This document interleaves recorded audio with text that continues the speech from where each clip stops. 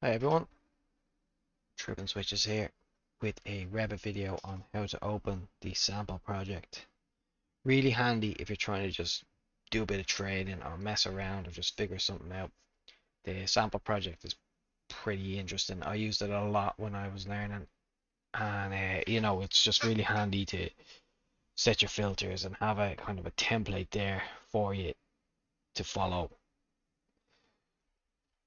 So when you open up Revit, I'm actually using for this video, I'm using Revit 2021, but it doesn't matter what Revit video that you use, Revit version that you use, sorry.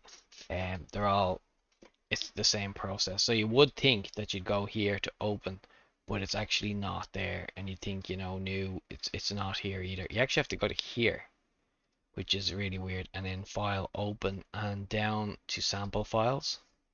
Then a bunch of sample files will open here, and what I usually open is the advanced sample project. So when I give that a click here, it's a bit weird that Revit makes you actually go into the actual project itself and then open. And when it does, it gives you like a crop view version of this. So I just untick and untick. Yeah, I'll give you a look at it now. It's not always the same sample project. So in like 2023, I believe they changed it to a different project.